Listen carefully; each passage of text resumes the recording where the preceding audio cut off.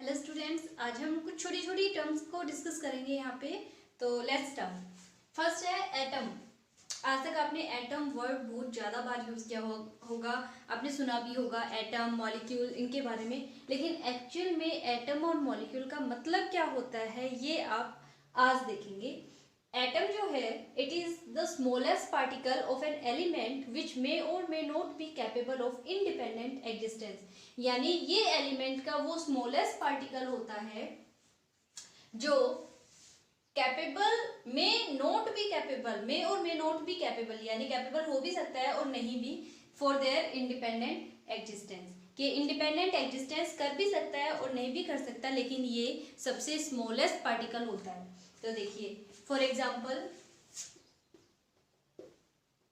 Hydrogen है, element के form में हम कैसे रिप्रेजेंट करते हैं इसे, एच से। एच सिंबल जहां आ जाता है वहां पे हम क्या कहते हैं, हाइड्रोजन। तो क्या ये हाइड्रोजन ऐसे एग्जिस्ट कर सकता है नेचर के अंदर? नहीं कर सकता। ये कैसे नेचर करेगा, H2 की फॉर्म में। जैसे ही दो हाइड्रोजन आपस में कंबाइन होकर H2 की फॉर्म में आएंगे तब वो फ्रीली एग्जिस्ट कर सकते हैं, इंडिपेंडेंट एग्जिस्टेंस उनका हो सकता है, अदरवाइज नहीं होगा। तो H2 की फॉर्म में। इसी तरीके से जो नाइट्रोजन है, हम कहते हैं नाइट्रोजन गैस, तो क्या उसके अंदर सिर्फ एक N प्रेजेंट होता है? ये एलिमेंटल फॉर्म तो है इसकी, ठीक है, नाइट्रोजन का एक एटम था, लेकिन क्या ये फ्रीली एग्जिस्ट कर सकता है? नहीं कर सकता। ये भी किस फॉर्म में एग्जिस्ट करेगा, N2 की फॉर्म में। इसी तरीके से O2, ये इस तरीके से एग्जिस्ट करते हैं। लेकिन हीलियम जो होता है, हीलियम है, नियोन है, यानी जितनी भी नोबल गैसेस होती हैं, जो नोबल गैसेस हैं, ये फ्रीली एग्जिस्ट कर सकती हैं अपनी इसी फॉर्म के अंदर। इन्हें कोई जरूरत नहीं होती कि किसी दूसरे हीलियम एटम के साथ जाके खुद को कंबाइन करवाए या फिर किसी दूसरे नियोन एटम के साथ जाके खुद को कंबाइन करवाए। तो इनका तो फ्री एग्जिस्टेंस पॉसिबल है, इंडिपेंडेंटली एग्जिस्ट कर सकती हैं, क्योंकि इनका आउटरमोस्ट जो ऑर्बिटल होता है, जो कॉन्फ़िगरेशन होता है, वो फुल्ली फिल्डेड रहता है, उनका ऑक्टेट कंप्लीट रहता है। तो इन्हें कोई जरूरत नहीं होती किसी भी तरीके की बॉन्ड वगैरह बनाने की।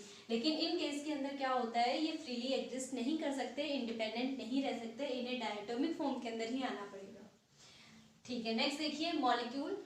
It is the smallest particle of an element or compound which can exist freely. ये स्मॉलेस्ट पार्टिकल होते हैं किसी भी एलिमेंट या फिर कंपाउंड के, और ये फ्रीली एग्जिस्ट कर सकते हैं। फ्रीली एग्जिस्ट कर सकते हैं यानी इन्हें ऑलरेडी जो चीज मॉलिक्यूलर फॉर्म के अंदर प्रेजेंट है वो फ्रीली एग्जिस्ट कर सकती है, उसे किसी की जरूरत नहीं होती। यहाँ देखिए मॉलिक्यूल्स को, एक तो होता है एलिमेंट ऑफ मॉलिक्यूल, सॉरी उल्टा लिख दिया मैंने, molecules of element, molecules of element. अब देखिए ये जो होते हैं ये सेम टाइप ऑफ एटम से मिलके बने हुए होते हैं। किससे मिलके बनते हैं? सेम टाइप ऑफ एटम से मिलके बनेंगे। सेम टाइप ऑफ एटम का क्या मतलब है कि ऑक्सीजन जो है वो ऑक्सीजन के साथ कंबाइन होके क्या बना देगा, O2 बना देगा, है ना।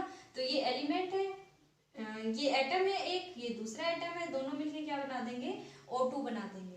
तो O2 किस फॉर्म के अंदर है, यहाँ पे मॉलिक्यूलर फॉर्म के अंदर है, O2 मॉलिक्यूल है यहाँ। तो ये ऑक्सीजन गैस जो है, ऑक्सीजन मॉलिक्यूल का काम कर रहा है यहाँ पे। तो सेम टाइप के एलिमेंट जो है, एटम जो है वो कंबाइन होके क्या बना रहे हैं, कोई नया प्रोडक्ट बना रहे हैं। इसी तरीके से N2, Cl2, O3 and so on, और भी बहुत सारे एग्जाम्पल प्रेजेंट रहते हैं, बना सकते हैं। तो हम ऐसे कह सकते हैं कि ये कैसे रहते हैं, होमो एटोमिक, यानी सेम टाइप के एटम्स जो हैं वो कंबाइन होके क्या बनाते हैं, एक मॉलिक्यूल जनरेट करते हैं। होमो का मतलब क्या है यहाँ पर, सेम, और एटोमिक का मतलब क्या है, एटम, यानी सेम टाइप के एटम जो है वो आपस में कंबाइन हो रहे हैं और क्या बना दे रहे हैं, एक मॉलिक्यूल जनरेट करवा दे रहे हैं। तो इन्हें होमो एटोमिक या फिर किस नाम से जाना जाता है, homo nuclear, homo nuclear molecules के नाम से जाना जाता है।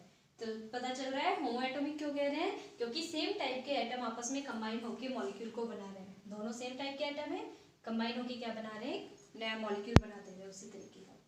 एक होता है molecules of compound, molecules of compound. अब यहाँ पे देखिए इन ये जो है डिफरेंट टाइप ऑफ एटम से मिलके बनते हैं, different types of atom. Different type of atom से मिलके बनेंगे तो हम इन्हें क्या कह सकते हैं, ये कैसे होंगे, हेट्रो एटॉमिक। कैसे रहेंगे ये, हेट्रो एटॉमिक, या फिर क्या कह सकते हैं हम इन्हें, hetero nuclear. Hetero nuclear, hetero का मतलब क्या होता है, डिफरेंट, और एटॉमिक का मतलब क्या है, एटम्स। यानी अगर डिफरेंट डिफरेंट एटम्स से मिलके कोई चीज बन रही है तो हम उसे क्या कहेंगे, हेट्रो एटॉमिक या फिर हेट्रो न्यूक्लियर कहेंगे। जैसे देखिए CO2 मॉलिक्यूल तो है, CO2 भी एक मॉलिक्यूल है, कार्बन डाइऑक्साइड गैसेस मॉलिक्यूल होता है, लेकिन यहाँ पे कार्बन और ऑक्सीजन दो टाइप के एटम आपस में कंबाइन होकर इसे बना रहे हैं। इसी तरीके से SO2, यहाँ पे क्या है, सल्फर और ऑक्सीजन दो टाइप के एटम आपस में कंबाइन हुए। NH3 नाइट्रोजन और हाइड्रोजन दो टाइप के एटम यहाँ पे आपस में कंबाइन होकर क्या बना रहे हैं, एक कंपाउंड बना रहे हैं, एक नया मॉलिक्यूल जनरेट कर रहे हैं। तो इस टाइप के जो कंपाउंड्स होते हैं उन्हें क्या कहा जाता है, मॉलिक्यूल्स ऑफ कंपाउंड। ये कंपाउंड के मॉलिक्यूल्स होते हैं जो डिफरेंट टाइप के एटम से मिलके बने हुए होते हैं। ओके, तो आई होप आपको इसमें दिक्कत नहीं आएगी। यहाँ पे एक बात और करते हैं, हम एटॉमिसिटी के बारे में बात कर सकते हैं। एटॉमिसिटी जो है, जितने टाइप के एटम आपस में कंबाइन होंगे उतनी ही उनकी एटॉमिसिटी रहेगी। जैसे यहाँ पे देखिए, यहाँ पे कितना यूज किया हमने, 2 यूज कर रहे हैं, तो इसकी एटॉमिसिटी कितनी है, ये डाई एटॉमिक टाइप का है, डाई एटॉमिक। यहाँ पे अगर 3 आ रहा है तो ये ट्राई एटॉमिक है, ट्राई एटॉमिक। यहाँ कितने टाइप के एटम यूज हुए हैं, एक तो कार्बन और एक ऑक्सीजन, एक सल्फर, 2 ऑक्सीजन, एक नाइट्रोजन और 3 हाइड्रोजन यूज हुए। लेकिन यहाँ पर देखिए CO2 है, इसके अंदर एक कार्बन है और 2 ऑक्सीजन है, तो एक कार्बन और 2 ऑक्सीजन, टोटल कितने हो गए, 3। तो ये कैसा रहेगा, ट्राई एटॉमिक।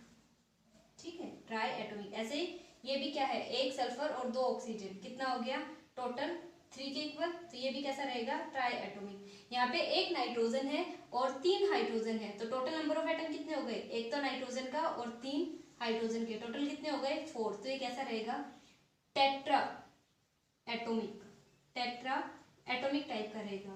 H2O कैसे नेचर का रहेगा, यहाँ पे देखिए 2 हाइड्रोजन है और एक ऑक्सीजन है, तो ये कैसा रहेगा, ट्राई एटॉमिक टाइप का रहेगा। CH4 4 हाइड्रोजन है और एक कार्बन है, कितना हो गया, या तो 5 हो जाएगा, तो ये किस नेचर का रहेगा, ये पेंटा एटॉमिक टाइप का रहेगा। तो इस तरीके से जो इनकी एटॉमिसिटी है, वो इस चीज को, एटॉमिसिटी होती क्या है, एटॉमिसिटी नंबर ऑफ एटम जितने इन्वॉल्व हो रहे हैं किसी भी मॉलिक्यूल को फॉर्म करने के लिए, उसे हम उसकी एटॉमिसिटी कहते हैं। अब अगर 2 एटम यूज हुए हैं तो डायटोमिक, 3 यूज हुए हैं तो ट्राइएटोमिक, 4 यूज हुए हैं तो टेट्रा एटॉमिक होगा।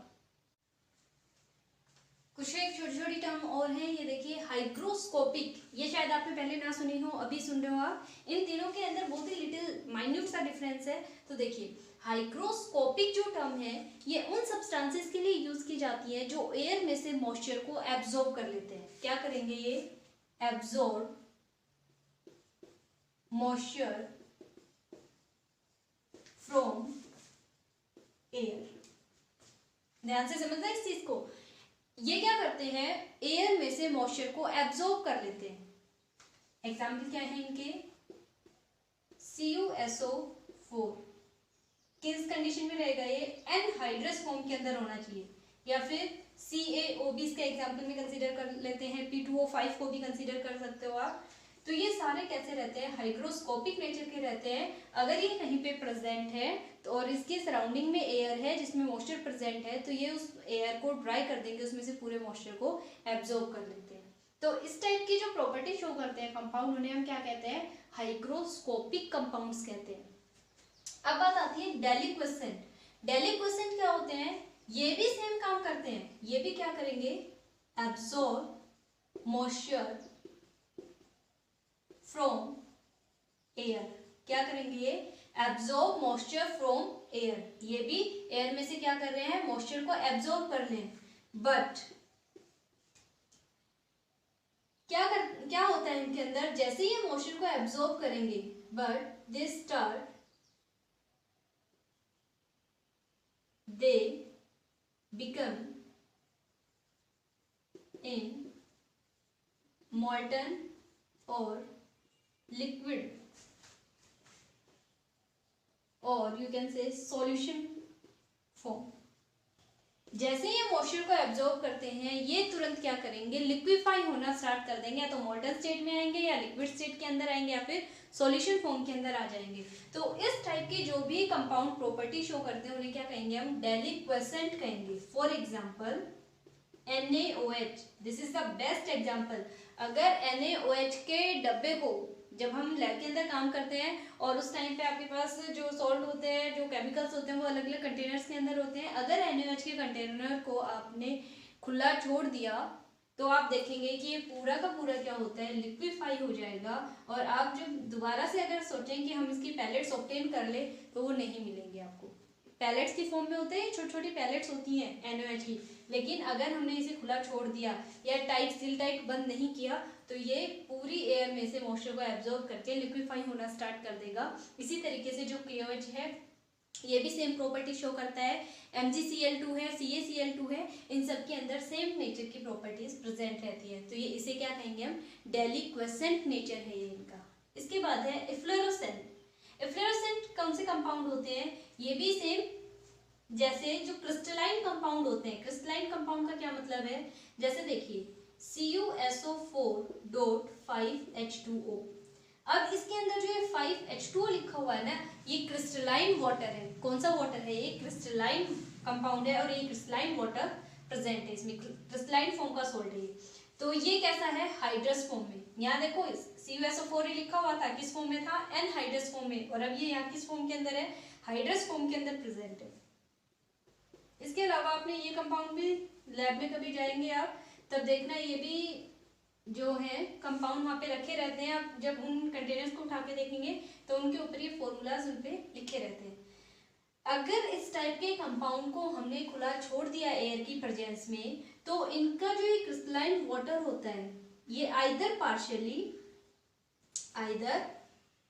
पार्शियली और होली क्या होता है, पूरा का पूरा चला जाता है और इन्हें एनहाइड्रस फॉर्म के अंदर छोड़ जाएगा। पूरा जो वाटर मॉलिक्यूल है इनके अंदर ये पार्शियली भी यहाँ से जा सकते हैं या फिर पूरे तरीके से, यानी अगर 10H2 है तो 10 के 10 भी चले जाएंगे और इसे किस फॉर्म में छोड़ जाएंगे, एनहाइड्रस फॉर्म के अंदर छोड़ के चले जाएंगे। तो इस टाइप के जो कंपाउंड होते हैं उन्हें इफ्लोरोसेंट के नाम से जाना जाता है, और जो ये प्रोसेस होती है पूरी इसे इफ्लोरोसेंस के नाम से जाना जाता है। किस नाम से जाना जाता है, इफ्लोरोसेंस के नाम से। इनके एग्जाम्पल अच्छे से याद करें और इनकी डेफिनेशंस के अंदर माइन्यूट डिफरेंस है, तो अच्छे से दिमाग में बिठा लें कि कब कोई कंपाउंड हाइग्रोस्कोपिक नेचर शो करेगा, कब डेलिक्वेसेंट और कब इफ्लोरोसेंट प्रॉपर्टी शो करेगा। ओके।